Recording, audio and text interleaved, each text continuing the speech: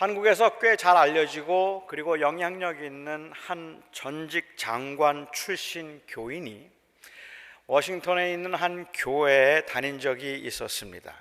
미국에 한 1년인가 2년 와 있는 동안에 그 교회를 다녔는데, 이 교회 교인들은 그 한국에서 오신 그 전직 장관 출신 교인을 인해서 정말 자랑스럽게 생각하고 아주 존경했습니다. 제가 만났던 그 교회 교인들 몇 분은 그냥 입이 침이 마르도록 그분을 자랑했고, 그 교회 담임 목사님도 그 교인을 그렇게 자랑했습니다. 자랑했던 이유는 다른 것이 아니라 그 전직 장관 출신인 이 교인이 교회 주차장에서, 그것도 1, 2년 남짓밖에는 미국에 잠시 머무는 그 기간인데도 불구하고 그 기간 동안 교회 주차장에서 주차 요원으로 봉사를 했기 때문입니다. 온 교인들에게 화제거리였고 교민사회의 칭찬거리였습니다.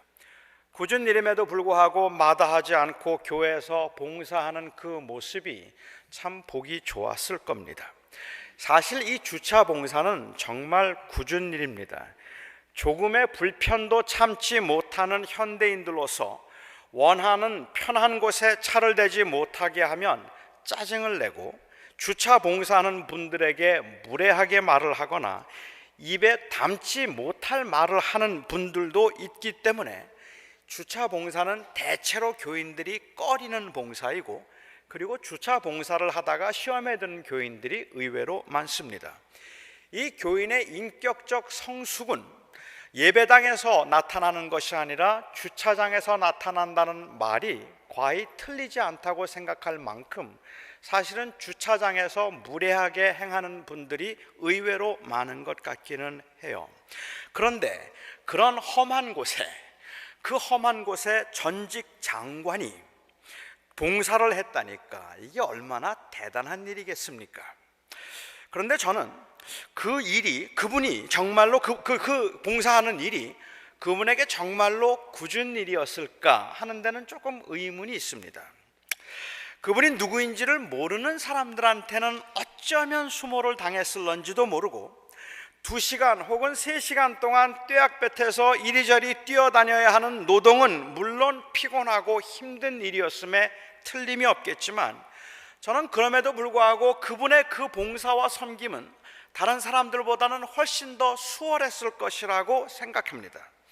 일반 교인들이 주차 봉사를 하면 무시를 하지만, 그런 분들이 주차 요원으로 봉사를 하면 존경을 했을 것이기 때문에 그렇습니다.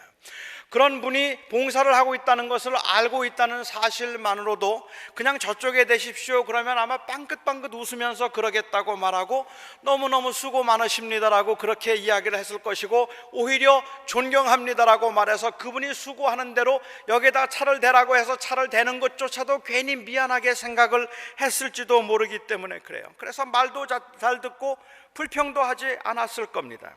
하지만 보통 교인들이 주차 요원을 하면 함부로 하대를 하거나 쉽게 불평을 하고 협조를 하지 않습니다. 저는 이런 현실이 너무너무 서글퍼요. 저는 이런 현실이 너무 답답하다는 생각이 들 때도 있습니다. 왜냐하면 사람들은 지금 불평을 할 때 환경이나 조건의 문제가 아니라 이것은 궁극적으로는 사람을 대하는 기본 자세의 문제인데, 이 모습이 전혀 그리스도인답지 않기 때문에 그렇단 말입니다. 좋지 않은 환경으로 인해서 불평하는 것이 그리스도인답지 않다는 것이 아니라 다른 사람을 무시하는 태도가 그리스도인답지 않다는 말씀입니다. 사람들이 강자에게 약하고 약자에게 강한 모습을 보일 때 그런 인간의 심리나 아니면 그런 인간의 상태, 상황을 이해 못하는 것은 아니지만 우리 모두 다 그런 현실을 너무 애석해하고 있지 않습니까? 특히 조건 없이 그 전능하신 하나님의 사랑을 받았다고 말하는 그리스도인들의 경우에 사람을 그 사람의 신분에 의해서 차별하는 것을 볼 때마다 때로는 말할 수 없는 배신감과 그리고 또한 그 회의를 느끼게 만들기도 한다는 말입니다. 대체로 원망이나 이 불평은 상대적인 것입니다. 그래서 사람들이 짜증을 내거나 아니면 원망을 하는 대상이 좀 정해져 있는 것 같기도 해요. 다른 사람들에게는 너무 친절한데, 다른 사람들에게는 너무 인내심이 많은데, 유독 아내나 남편에게만 짜증을 내는 사람도 있고, 잘 아는 사람들에게는 더할 수 없이 친절한 사람인데 처음 보는 사람에게는 더할 수 없이 무례하고 말을 함부로 하는 사람도 있습니다. 아는 사람들, 아내나 남편은 잘 받아주기 때문이라고 그렇게 말하기도 하고, 그거야 제일 믿으니까 제일 짜증을 부리는 것 아니냐고 말하기도 하지만 사실은 무시하기 때문일 수도 있습니다. 제가 오래전에 한 형제를 상담한 적이 있었습니다. 그런데 이 형제가 저에게 자기에게 anger problem이 있다는 거예요. anger management가 안 된다 그래요. 자기는 화가 나면 화를 참지 못하는데 이 화를 참지 못하는 게 문제가 있다고, 자기 아내에게 너무너무 화를 자주 낼 뿐만 아니라 화가 나면 그냥 손에 잡히는 대로 던진대요. 그냥 물건을 그냥 막 집어 던진다고 했습니다. 저는 정말로 놀랐습니다. 물건을 집어 던져서 놀란 것이 아니라 누가 보아도 그는 그럴 사람이 아니었기 때문이었습니다. 직장에서도 교회에서도 정말 친절하고 인내심이 많은 사람이었거든요. 누가 보아도 그 사람은 누구에게도 화를 내는 적이 없는 사람이고 항상 다정한 사람이었고 모든 사람을 대하면서 그렇게 친절했던 사람인데, 그 사람이 집안에서는 다르다? 그리고 아이들에게도 그런 일을 한 적이 없어서 아이들에게도 화를 내거나 아니면 아이들에게도 얼굴 한 번 인상을 쓴 적이 없었는데 아내에게는 물건까지 집어던진다. 그 사람이 아내에게 유독 화를 많이 낸 것은 아내가 문제가 많은 사람이기 때문이어서가 아니라 사실은 그 아내를 무시하는 태도였기 때문이었습니다. 그래도 아내가 제일 편하니까 그랬을 거라고 변명을 하겠죠. 하지만 그 형제의 경우는 나중에 본인도 고백을 했지만 사실은 그 아내에 대한 열등감으로 인해 이 의도적으로 아내를 무시하려고 했기 때문이었습니다. 우리는 누구에게 화를 자주 내고 있으면 그 화를 자주 내거나 아니면 심하게 화를 냈을 경우에 내가 과연 모든 사람에게 다 이렇게 화를 냈을까? 아니면 그 사람에게 유독 화를 냈다면 혹 내가 그 사람을 무시한 것은 아닐까? 한번 생각해 보셔야 합니다. 우리는 너무 많은 경우에 사람을 무시해요.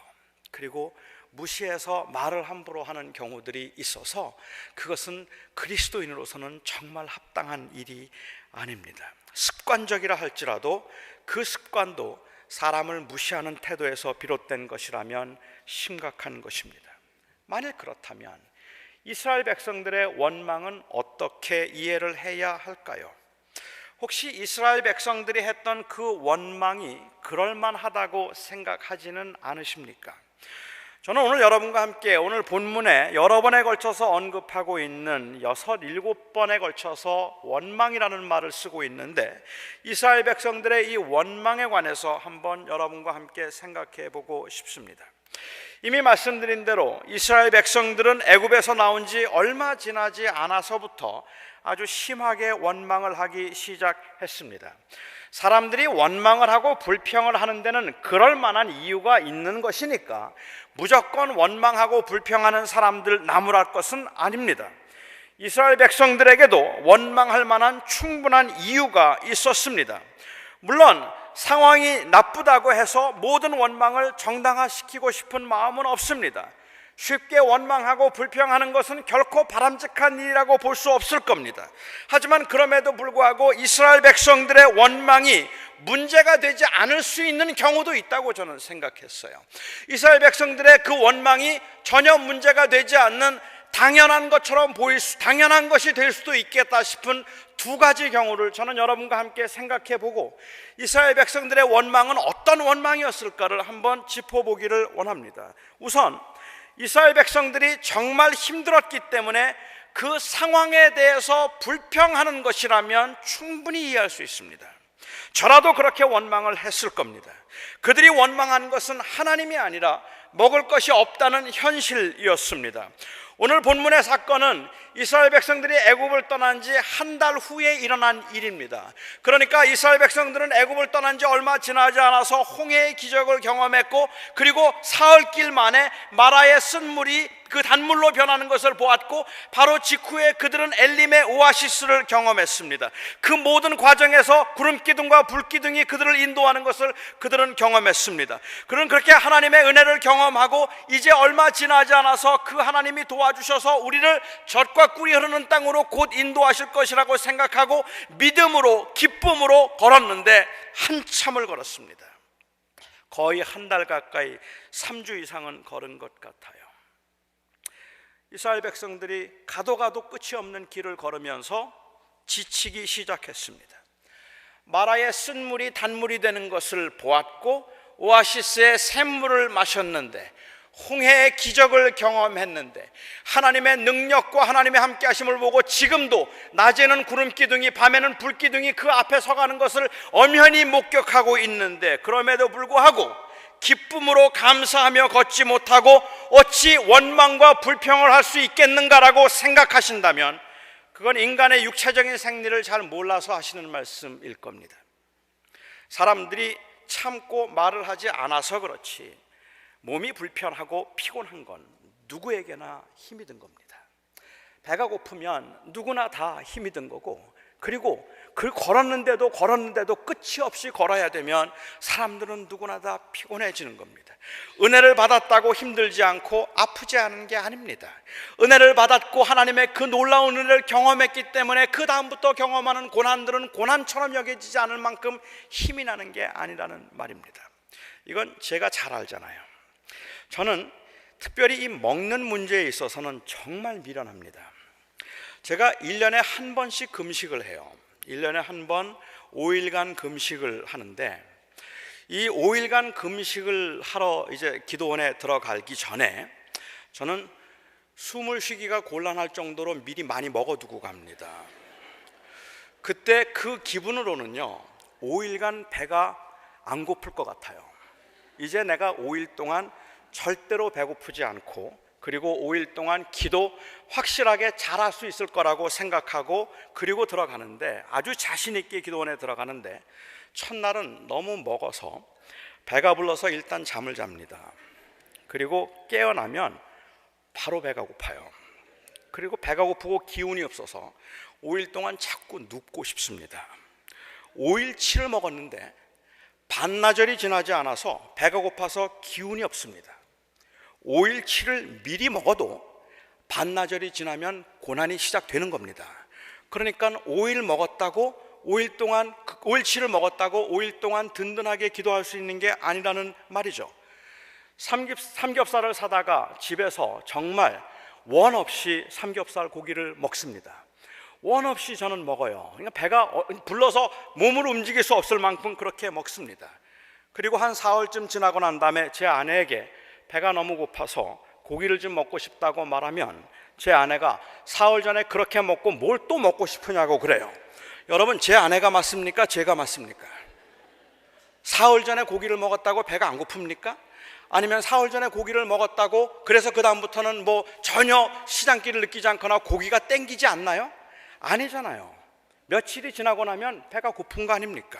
머리가 아플 정도로 그냥 잠을 자고 나서 이제는 내가 실컷 잤기 때문에 밤새도록 공부할 수 있겠다고 생각했는데 책을 펴고 2시간도 되지 않아서 또 졸려요. 그 잠이 쏟아지는 경험 여러분 다 하셨잖아요. 잠이란 많이 자둔다고 안 자도 되는 게 아닙니다. 아무리 은혜를 받았어도, 아무리 큰 은혜를 체험했어도 배가 고픈 건 배가 고픈 겁니다. 피곤하고 외로워서 옛날 생각이 나는 것은 어쩔 수 없는 겁니다. 양식이 떨어져서 불안해지면 이제 뭘 먹나 걱정이 되는 건 당연한 겁니다. 한 달을 걸어서 그 한 달 걸으면서 그 오아시스에서 퍼왔던 물도 다 이제는 없어지고 그 식량도 점점 떨어져서 이제는 뭘 먹어야 되나가 걱정이 되고 있는 그 백성들이, 아니 늘 똑같은 것을 그 광야에서 먹으면서 지치기도 하고 힘들기도 하고 배가 너무 고프기도 해서 내가 차라리 그냥 그곳에서 그 애굽 땅에서 그 고기를 먹었으면 좋았을 것을 왜 광야에 나와서 이렇게 배를 고르면서 죽도록 이렇게 고생을 해야 될까라는 생각을 하고 있는 그들에게 가나안에서 먹을 그 풍성한 상을 생각하면서 참고 아무 말하지 말라고 말을 하거나, 마라의 쓴물이 단말이 되는 것을 경험하고 오아시스의 샘물을 경험하고도 내가 어떻게 그런 불만을 할 수 있느냐고 그렇게 말하는 것은, 이것은 저는 이스라엘 백성들에게 무리한 요구라고 생각합니다. 그러니까 하나님의 은혜를 경험한 이스라엘 백성들이라면 배고픈 것도 모를 만큼 그 은혜만 생각하고 있거나, 그 은혜에 대한 경험 때문에 아무리 힘이 들어도 끝까지 입을 다물고 말하지 말았어야 한다면 저는 동의하지 않겠습니다. 그것이 경건한 모습이라면 동의하지 않겠고, 과거에 큰 은혜를 받았기 때문에, 바로 그 은혜 때문에 힘들어도 힘들다 말하지 못하고 아파도 아프다 말하지 않는 것이 성숙한 신앙인의 모습이고 경건한 사람들의 모습이라면 저는 그것도 동의하지 않겠습니다. 배고프면 힘들면 말해야 합니다. 하나님은 이스라엘 백성들이 받은 은혜, 그들이 경험했던 그 능력에 대한 체험 때문에 고통과 아픔을 느끼지 못하거나 아니면 그것을 그냥 대수롭지 않게 생각하기를 원하지 않았습니다. 아픔은 그냥 아픈 것으로 느끼는 것이고, 슬픔은 그냥 슬픔으로 느끼는 겁니다. 아프면 그냥 아픈 거예요. 슬프면 그냥 슬픈 거예요. 그건 어떻게 할 수가 없는 거 아니겠습니까? 그것을 말하는 것을, 아파서 아프다 말하고 슬퍼서 슬프다 말하는 것을 원망이나 불평이나 말하지 않고, 불평이라고 하고 할 수 있으면 그 고통과 아픔을 참고 고통을 말하지 않는 것, 그것을 경건이라 말할 수 없다는 말입니다. 물론 알죠. 감정을 절제하고 환경의 변화에 쉽게 반응하지 않으려고 하는 것은 정말로 귀한 일입니다. 우리가 그 어려운 상황이 있을 때마다 매번 원망을 하고 불평을 하고 상황에 따라 움직이려고 하는 것, 그것은 참으로 가벼운 모습일 수 있습니다. 저는 인정합니다. 하지만 그럼에도 불구하고 그것이 하나님이 기대하시는 경건한 신앙인의 모습, 궁극적인 신앙인의 모습은 아니라고 생각합니다. 하나님은 그 백성이 입을 다물기를 원하지 않으십니다. 아무리 힘들고 아파도 그냥 꾹 참고 한마디 입에서 아무 말도 내뱉지 않기를 하나님께서는 원하지 않으십니다. 하나님은 그냥 침묵을 원하시는 것이 아니기 때문에 참다 참을 수 없어서 입을 열면 그것이 불경한 원망이 되는 것이 아니라는 말입니다. 같은 맥락이긴 하지만 이스라엘 백성들의 불평과 원망이 저는 크게 문제가 되지 않겠다 생각될 수 있는 또 다른 한 경우가 있습니다. 저는 원망 혹은 불평이라고 불리우는 것에도 종류가 있다고 생각합니다. 사람이 말을 할 때는 그 말하는 의도를 잘 살펴보아야 할 필요가 있습니다. 그리고 그 의도를 살펴보는 것이 중요합니다. 누가 너무 힘이 들어서, 너무 힘들어서 죽겠다고 말하면, 정말 너무 힘들어서 그냥 죽었으면 좋겠어, 하나님이 나를 그냥 이제는 데려가셨으면 좋겠어 라고 말하면 그게 그만큼 힘들다는 의미일 텐데, 죽고 싶다고 했다고, 죽었으면 좋겠다고 말했다고, 생명은 하나님의 손에 있는 것인데 그런 말을 함부로 한 것은 생명의 주인이신 하나님을 모독하는 행위이고 살인과 다를 바 없는 것이라고 그렇게 교훈하고 야단을 치려고 한다면, 정말 그 사람이 삶을 포기할 만한 그런 그 위협을 느꼈기 때문이라면 몰라도, 그렇지 않다면 그 말은 경우에 합당한 말이 아닙니다. 표현은 정확할수록 좋지만 고난 가운데 사람들이 하는 표현은 그것이 비록 과장된 것처럼 보일지라도 그렇게밖에 표현할 수 없었던 그 의도를 살펴보는 것이 가장 중요하다고 생각합니다. 선지자 엘리야는 이스라엘에 비가 오지 않을 것이라고 경고하고 난 후에 3년 이상을 가난과 불안 가운데 쫓겨다니는 도망자 생활을 해야 했습니다. 그리고 3년 동안 그 가진 고생을 다 하고 난 후에 나타나서 하나님의 뜻대로 비가 오도록 기도를 하고, 그리고 그 비가 오도록 함으로 승리를 만끽했습니다. 850명의 이방 선지자들을 모두 다 죽여버리고, 그리고 그를 쫓아다니던 아합을 그야말로 무한하게 만들어버리고, 온 백성들의 지지를 받으면서 이 엘리야는 그야말로 민족의 지도자요 하나님의 사람으로 그 부상할 수 있었습니다.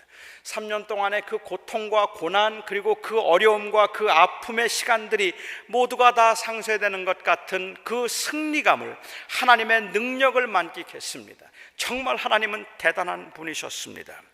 그렇게 하나님의 능력을 보았고 하나님의 약속이 어떻게 성취되었는지를 그는 경험했습니다.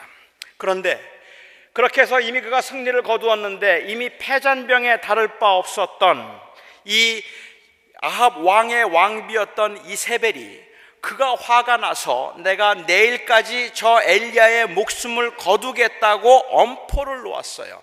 하지만 이미 패잔병의 말입니다. 그가 한 그 말은 그렇게 힘이 있는 것도 아니고 그에게 그럴 만한 권세가 있었던 것도 아닙니다.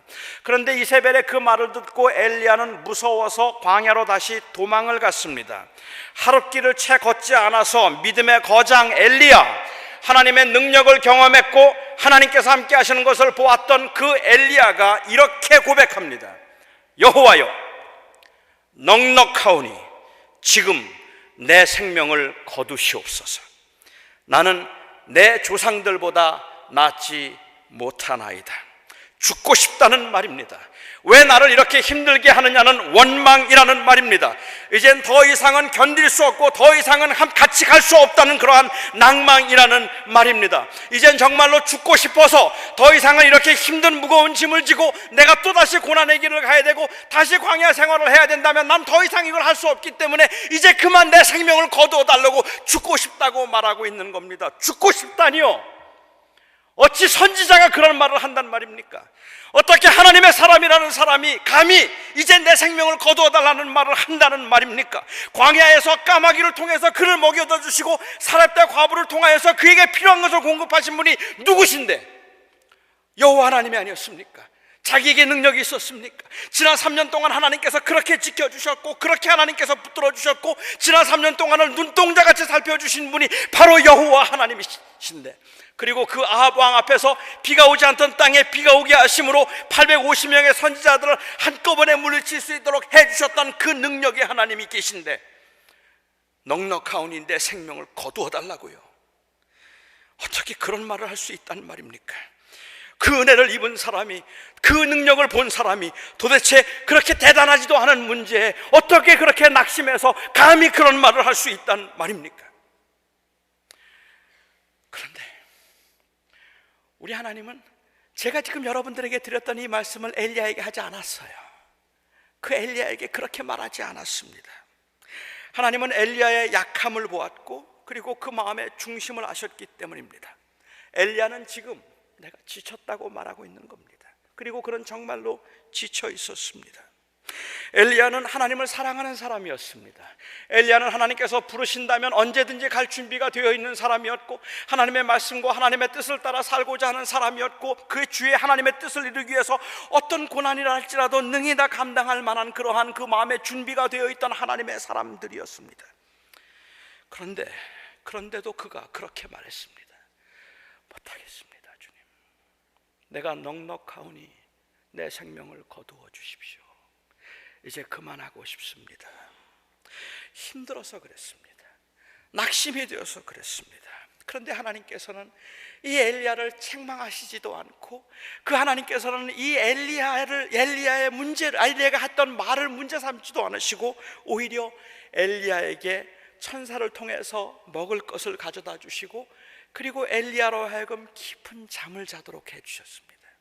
그러하여금 깊은 잠을 자게 하고 그러하여금 오히려 쉼을 얻도록 만드신 것은 하나님께서 엘리야가 했던 그 말 속에 담겨있는 엘리야의 중심을 보셨기 때문입니다. 내가 넉넉하오니 이제 나를 생명을 거두소서라고 말하고 있는데 그에게 주님께서 하셨던 말씀은 내가 많이 지쳤구나 하신 것이었습니다. 내가 많이 힘들구나. 그래서 주님께서는 오히려 그를 위로해 주셨습니다. 우리는 종종 이 탄식과 원망을 혼동하는 것 같습니다. 그래서 너무 힘들어서 탄식을 해도 그것을 불신앙이요 경건치 못한 모습이라고 보기도 한다는 말입니다. 우리는 그런데 때로는 한숨이 저절로 나와요. 참으려고 하고 입을 막으려고 하고, 내가 하나님 앞에 말로 범죄하지 않으려고, 내가 하나님 앞에서 하나님을 원망하지 않고 하나님의 절대적인 주권과 내 삶을 인도하시는 그 하나님을 내가 인정하고 살아보겠다고, 그래서 내가 입을 막고 그리고 이를 악물고라도 내가 그만하고 싶어 하지 않음에도 불구하고 저절로 나와요. 우리 하나님, 내게 왜 이러시지? 어떻게 하나님이 나한테 이러실 수 있을까? 그런데 이런 말들은 하나님을 향한 원망일 수도 있지만 사실은 하나님을 찾고 있는 모습이기도 합니다. 하나님 어디 계십니까? 하나님 어디 계십니까? 하나님 뭘 하려고 하십니까? 하나님을 부르고 있는 모습이라는 말입니다. 시편 38편에 보면 다윗의 고백이 나옵니다. 다윗이 굉장히 많이 아팠나 봐요. 그 몸의 병이 아주 심했던 것 같아요. 그래서 38편에 이렇게 고백해요. 내가 아프고 심히 구부러졌으며 종일토록 슬픔 중에 다니나이다. 내 허리에 열기가 가득하고 내 살이 성한 곳이 없나이다. 내가 피곤하고 심히 상하였음에 마음이 불안하여 신음하나이다. 주여, 나의 모든 소원이 주 앞에 있사오며 나의 탄식이 주 앞에 감추이지 아니하나이다. 내 심장이 뛰고 내 기력이 쇠하며 내 눈의 빛도 나를 떠났나이다. 내가 사랑하는 자와 내 친구들이 내 상처를 멀리하고 내 친척들도 다 멀리 섰나이다. 그가 너무 고통스러워서 자기의 고통을 표현했던 그가 시편 13편에서는 이렇게 또 고백을 한단 말입니다. 여호와여, 어느 때까지니까 나를 영원히 잊으시나이까? 주의 얼굴을 어느 때까지 내게서 숨기시겠나이까? 나의 영혼이 번민하여 종일토록 마음에 근심하기를 어느 때까지 하오며 내 원수가 나를 치며 자랑하기를 어느 때까지 하리이까? 여러분, 이 다윗의 탄식이 문제가 있다고 생각하십니까? 이것은 탄식이에요. 이건 원망이 아니란 말입니다. 이건 하나님을 거부하고 하나님을 부인하고 있는 것이 아니라 하나님의 품을 파고 들어가고 있는 말이라는 말입니다. 이런 탄식은 책망이 필요한 것이 아니라 위로가 필요한 말이라는 말입니다. 하나님, 내가 죽게 되었습니다라고 말하면 내가 무엇이간데 감히 하나님 앞에 그런 말을 하느냐 말할 것 아니고, 하나님 내가 먹을 것이 없어서 죽겠습니다라고 원망하면 내가 하나님이 너를 지키셨는데 내가 어찌하여 하나님을 원망하느냐고 말할 것이 아니라 어찌하면 좋겠느냐고 같이 울어줘야 하는 게 마땅하단 말입니다.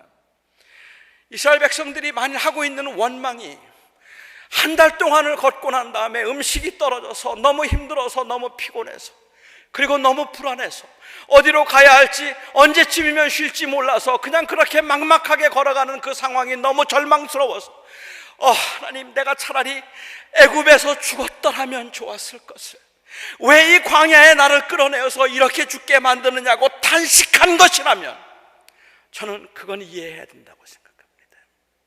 그럴 수 있습니다. 저는 이스라엘 백성들의 환경과 심정을 이해할 수 있습니다. 그리고 제가 지금 여러분들에게 말씀드린 그런 원망이었다면 저는 이스라엘에 문제가 없다고 생각합니다. 그런데요, 여러분, 이스라엘 백성들의 원망은 이런 원망이 아니었습니다. 이스라엘 백성들의 원망은 제가 여러분들에게 설명드렸던 그런 원망이 아니었던 것 같아요. 다시 말씀드리면 이스라엘 백성들의 원망이 허기지고 피곤한 인생에 대한 탄식이거나 하나님을 찾고 있는 몸부림이라면 그건 문제가 없습니다. 먹을 것이 없고 목이 말라서 그들이 부르짖고 있는 그러한 그들의 상태에 대한 탄식이라면 저는 그것도 괜찮겠습니다. 그런데 그들의 원망은 그런 게 아니었습니다. 그들의 원망은 하나님의 품을 찾아드는 것이 아니라 하나님을 시험하는 것이었습니다. 그들의 원망은 하나님을 신뢰하는 모습이 아니라 오히려 하나님께 요구하는 모습입니다. 그들은 하나님을 대면하기보다는 오히려 모세와 아론을 대면하고 아론과 모세를 찾아가서 원망을 합니다. 모세가 하나님을 대신했으니까 하나님을 향한 탄식을 모세에게 한 것이라면 물론 이해할 수 있습니다. 온 회중이 하나님께 나와서 금식하며 하나님의 도우심을 구했더라면 더할 수 없이 좋았겠지만 아직 그 정도 성숙함이나 교육이 없었다면, 그래서 그들이 모세를 찾아가서 우리가 지금 배고파 죽게 되었으니 하나님께 아뢰어서 우리를 좀 도와달라고 중보를 요청하고 있는 것이라면 저는 이들의 그 원망이 오히려 신앙적이라고 말하겠습니다. 그런데 그들이 모세를 찾아간 것은 마치 그들의 하나님이 아닌 모세의 하나님을 원망하는 것처럼 들립니다. 지금도 구름기둥과 불기둥으로 인도하시고 그 길을 인도하고 있고, 홍해에서 그들을 위해서 싸우시며 내가 너희의 하나님이 되겠다고 말씀하셨고, 내가 끝까지 너희와 함께함으로 나는 너희의 하나님이 되리라고 말씀하셨음에도 불구하고 그들은 모세를 찾아가서 너희의 하나님이 왜 우리를 이렇게 괴롭게 만드느냐고 원망하고 있는 것이기 때문에 그렇습니다. 그들은 아직까지도 그 하나님이 모세의 하나님이지 그들의 하나님이라고 생각하지 않고, 왜 너희의 하나님이 우리를 이끌어내어서 이 광야에서 죽게 만들고 이렇게 우리를 힘들게 만들게 했느냐고 탄식하고 있는 이 모습은, 모세에게 불평하고 있는 이 모습은 오히려 하나님을 신뢰하려는 몸부림이 아니라 하나님을 시험하고 있는 모습이라는 말입니다. 이것은 방관자의 비난일 뿐입니다. 그래서 모세와 아론은 말하죠. 이렇게 말합니다. 우리가 누구이기에 너희가 우리에게 대하여 원망하느냐. 이 말은 모세가 하나님의 대변자로서 책임을 회피하고 있는 말이 아닙니다. 내가 모세 왜 나한테 자꾸만 이런 거 말해? 하나님께 직접 가서 말하지, 이런 말을 하고 있는 게 아닙니다. 오히려 이 말은 아직도 하나님을 신뢰하지 않고 있느냐는 말입니다. 하나님 아직도 하나님이 너희의 하나님이 아니냐는 말입니다. 빈정대듯이 하나님을 원망하는 그들의 말은 하나님을 의지하려고 하는 치열한 갈등의 고백이 아니라 어디 한번 잘해보라는 방관자의 비난입니다. 여러분 한번 생각해 보시기 바랍니다. 하나님 어찌 이리 하십니까? 하나님 하신 약속은 어디로 가고 나를 여기에 두십니까? 라고 하는 그 말이 다른 어떤 것도 의지할 수 없어서 하나님의 품을 파고들며 하는 말인 경우와 하나님을 신뢰함이 없이 빈정되는 말인 경우가 얼마나 다른 것인지 여러분 아시지 않습니까? 그런데 어떤 사람들은 그 하나님을 너무 찾고 갈망하다 상심하고 낙심해서 이제는 하나님 앞에 하는 원망이 마치 빈정되는 소리처럼 들리게 된 경우도 있을 것 같아요. 하나님을 신뢰할 수가 없어서, 더 이상은 하나님을 믿을 수가 없어서 그 하나님 나에게 왜 이러십니까? 라는 말이 아니라 이제는 난 더 이상 하나님을 예배할 수도 하나님을 찬양할 수도 없습니다. 하나님을 너무 찬양하고 싶은데, 하나님을 너무 높이고 싶고 하나님의 일을 하고 싶은데 주님 제 마음이 상해서 그럴 수가 없습니다. 그 탄식을 하고 있는 것이 아니라 어디 하나님 한번 잘해보십시오라는 그 빈정되는 그 모습, 그 태도가 이미 우리가 그렇게 변했는데도 우리는 그것을 또한 합리화시켜서도 안 된다는 말씀입니다. 그래서 우리는 우리의 마음을 살펴보아야 할 겁니다. 이건 말이 아니라 태도의 문제입니다. 언제나 긍정적인 말을 하려고 하고 불평이나 원망은 하지 않으려고 하고 늘 감사한 말만 하려고 하는 것, 그건 정말로 귀한 일입니다. 그럴 수 있으면 그렇게 해야 합니다. 우리는 할 수 있으면 이를 악물고라도 불평의 말을 하지 않으려고 애를 써야 되고, 하나님 앞에 하나님을 슬프게 하는 그러한 말들을 내가 하지 말아야 되겠다고 그렇게 작심하고 그렇게 행하는 것, 그것은 귀한 일이라고 저는 생각해요. 하지만 그럴 수 없어서 탄식을 해도 괜찮습니다. 오 하나님, 언제까지니까? 왜 이러십니까? 말해도 괜찮습니다. 정말 중요한 것은 지금 현재 저와 여러분의 마음입니다.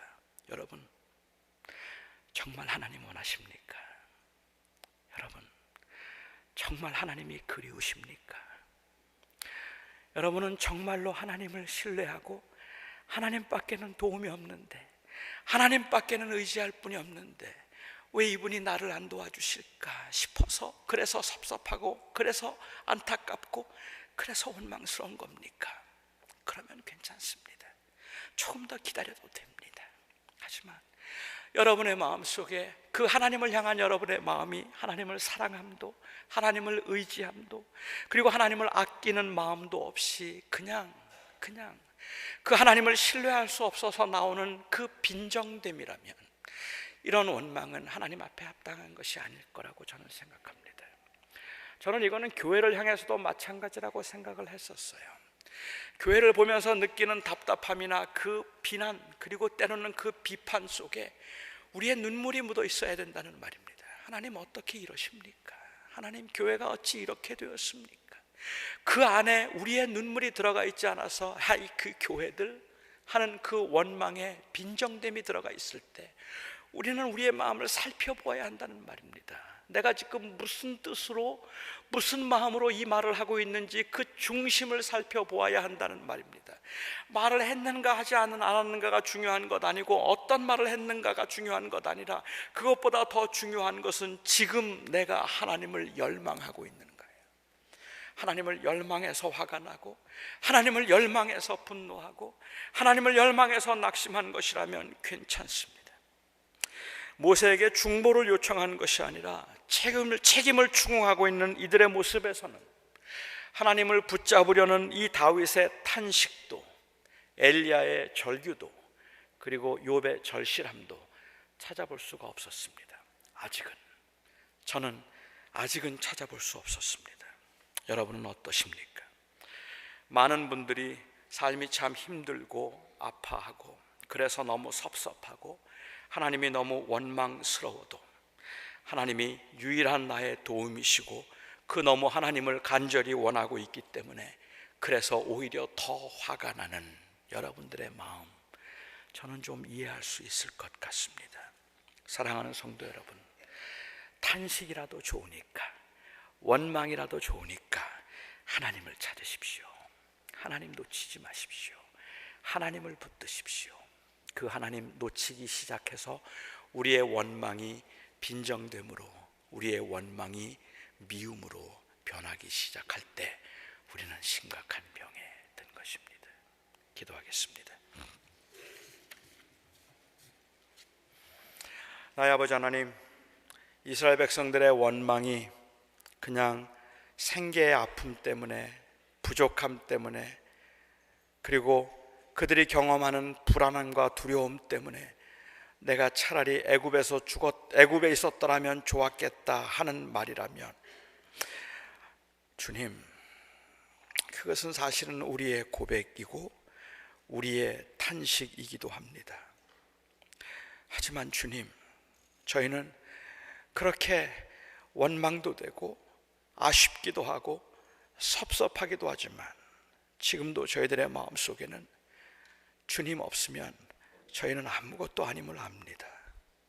그 예수 그리스도의 은혜 때문에 제가 오늘도 그나마 이렇게 살아가며 또한 저희들이 원망을 할 수 있는 것도 바로 그 사랑에 대한 믿음 때문임을 저희가 압니다.